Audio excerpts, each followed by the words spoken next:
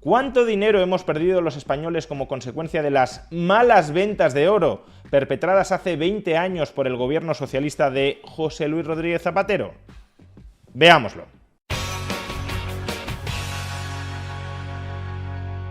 Entre los años 2004 y 2007, el gobierno socialista de España, presidido en aquel entonces por José Luis Rodríguez Zapatero, decidió vender en los mercados alrededor de 7,8 millones de onzas de oro.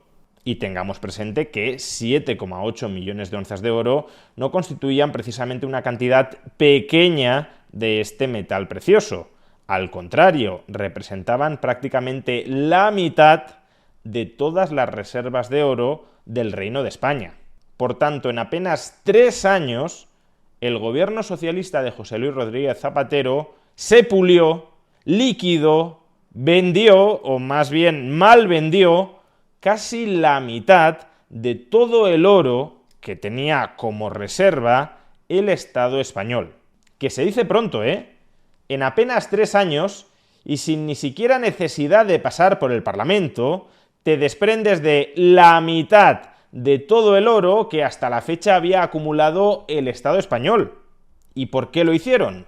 ¿Cuáles fueron los motivos que este gobierno socialista de José Luis Rodríguez Zapatero adujo para justificar que en apenas 3 años el gobierno de España vendiera la mitad de las reservas estratégicas de oro de ese Estado español?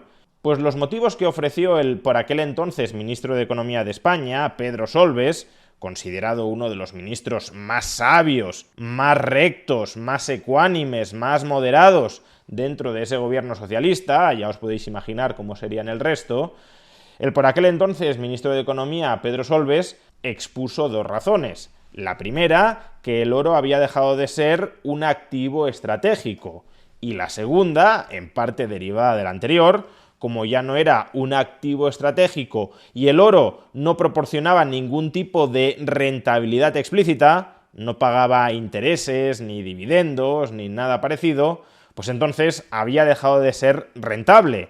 ¿Y qué sentido tenía que el Estado español mantuviera grandes cantidades de reservas de un activo que ya no era rentable? Pues bien, en retrospectiva, 2 décadas después, estos argumentos dirigidos a justificar la liquidación de la mitad de las reservas de oro del Reino de España no han podido estar más equivocados. En primer lugar, no es verdad que el oro haya dejado de ser un activo estratégico tanto para el sector privado como también para el sector público. De hecho, en los últimos 3 años, el papel geoestratégico del oro se ha elevado de manera muy sustancial. Desde que Estados Unidos y la Unión Europea decidieran confiscar las reservas de dólares y de euros del Banco Central de Rusia, los bancos centrales no alineados con Estados Unidos y la Unión Europea, por ejemplo Rusia o China, han incrementado de manera muy sustancial sus compras anuales de oro. ¿Por qué? Pues porque necesitan tener reservas de oro, al ser este un activo geoestratégico de primer nivel. Si solo tienes dólares y euros en reserva y en un determinado momento, por ejemplo porque hay un conflicto militar o cuasi militar muy violento entre Estados Unidos y la Unión Europea y, por ejemplo, China, tanto Estados Unidos como la Unión Europea deciden bloquearte el acceso a los dólares y a los euros, si tú no tienes oro, ¿con qué pagas en el mercado mundial? ¿O cómo defiendes en el mercado mundial el valor de tu moneda, si no tienes acceso a esas reservas de dólares o de euros?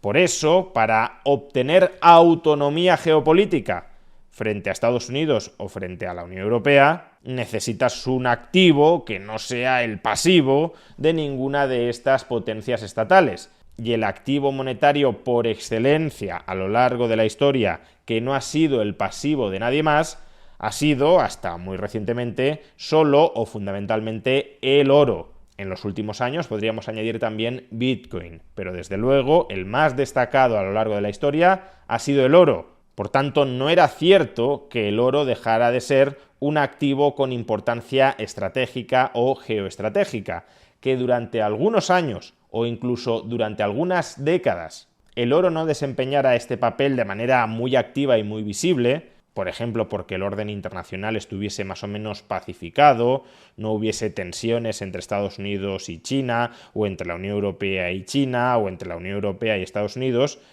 Que todo eso sucediera durante algunas décadas no significa que esa situación histórica sea irreversible, no significa que las tensiones no puedan volver a emerger y que si vuelven a emerger las tensiones, como están emergiendo ahora, en ese nuevo contexto que perfectamente se puede dar, el oro recupere su importancia geoestratégica que aparentemente había perdido en unas condiciones mansas, donde efectivamente, mientras estuviéramos en esas condiciones mansas, tener oro no resultaba tan relevante. Y en segundo lugar, eso de que el oro había dejado de ser un activo rentable tampoco se ha demostrado un argumento cierto.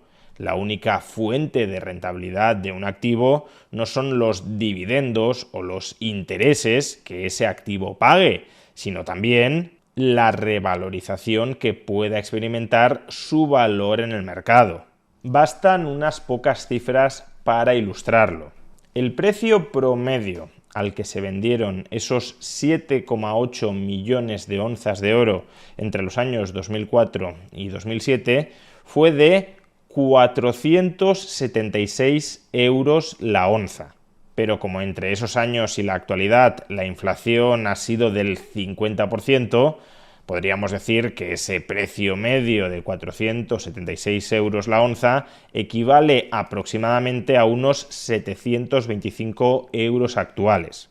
Y a su vez, en la actualidad, el precio de la onza de oro roza los 3.500 dólares. Esto es aproximadamente unos 3.000 euros la onza de oro. ¿Eso qué significa? Pues que en los últimos 20 años el precio del oro se ha multiplicado por más de 4 con respecto al precio al que el gobierno socialista de José Luis Rodríguez Zapatero vendió, malvendió, liquidó la mitad de las reservas de oro de España. Y hombre, multiplicar por 4 en 20 años no es una mala rentabilidad. Estamos hablando de un retorno real, después de inflación, ya cubierta la inflación, de más del 7% al año. Eso es lo que el Estado español ha dejado de ganar sobre sus reservas de oro como consecuencia de la nefasta decisión del gobierno socialista de José Luis Rodríguez Zapatero de malvender la mitad de las reservas de oro del Estado español. O por si lo queremos ver desde otra perspectiva, como resultado de la venta, de la mala venta de esas 7,8 millones de onzas de oro entre los años 2004 y 2007, el gobierno de España ingresó en euros actuales, no en euros de la época, sino en euros actuales, ya incorporando el efecto de la inflación, alrededor de 5.600 millones de euros. Esas 7,8 millones de onzas de oro, si no se hubiesen vendido, hoy tendrían un valor de mercado superior a 23.000 millones de euros. Es decir, la operación de liquidación de la mitad de las reservas de oro del Reino de España le ha costado al Reino de España y, por tanto, en última instancia, a los contribuyentes, más de 17.000 millones de euros hasta la fecha. Vamos, que los dos argumentos que dio el gobierno socialista de José Luis Rodríguez Zapatero para justificar sus ventas de oro, que ya no era un activo estratégico y que ya no era un activo rentable, no pudieron ser peores argumentos. Aunque, a decir verdad, uno podría argumentar: a toro pasado todos somos manolete. Es decir, que en retrospectiva es muy fácil hacer estos análisis, pero en ese preciso momento no era en absoluto sencillo juzgar que el oro podría seguir siendo en el futuro un activo estratégico notable y que a su vez el precio del oro podría seguir subiendo. Pero hete aquí que en la época sí hubo mucha gente que con estos argumentos criticó la venta de oro por parte del Banco de España, auspiciada por el gobierno socialista de José Luis Rodríguez Zapatero. Y entre esas personas que fueron críticas con las ventas de oro en ese momento, por cierto, un servidor. Y es que a comienzos del año 2008 publiqué en el Instituto Juan de Mariana un informe donde criticaba las ventas de oro por parte del gobierno de España, rechazando la mala justificación de que el oro había dejado de ser un activo estratégico a escala global. De hecho, permitidme rescatar un documento televisivo cuasi arqueológico del año 2008-2009, en el que Telemadrid resumía las principales conclusiones de este informe del Instituto Juan de Mariana y donde, por cierto, también aparece un servidor con bastantes años menos, exponiendo justamente estos mismos dos argumentos que acabo de relatar en este vídeo. Desde que el ministro Pedro Solbes dijo que el oro ya no era una inversión rentable, este se ha revalorizado casi un 30%, y de eso han pasado 2 años. De esa forma, el vicepresidente justificaba su decisión de vender prácticamente la mitad de las reservas de oro que nuestro país guardaba en el Banco de España. En el último año, el oro ha dado una rentabilidad, en los últimos años ha dado una rentabilidad media del 20% anual, mucho más que, por ejemplo, el IBEX 35 o que cualquier bono de deuda pública que haya podido comprar el Banco de España con el capital que ha obtenido por la venta de oro. Por eso, indican los analistas, el Banco de España ha dejado de ganar hasta 1.200 millones de euros, beneficio que podría haber obtenido si se hubieran mantenido las reservas de oro. Es que aunque el oro no fuera efectivamente un activo rentable, el Banco de España tiene que tener oro para garantizar la solvencia y la liquidez del sistema financiero, sobre todo en crisis financieras internacionales como la que estamos viviendo ahora. Según el Observatorio de Coyuntura Económica del Instituto Juan de Mariana, el oro es una garantía de credibilidad y de solvencia del sistema financiero, un activo de vital importancia en el contexto financiero actual. Y el tiempo, en efecto, nos pone a cada uno en nuestro lugar. El tiempo da y quita razones. Y en este caso, el tiempo nos ha dado la razón a quienes criticábamos este proceso de liquidación de las reservas de oro del Banco de España y se las ha quitado al gobierno que perpetró esta fechoría económica.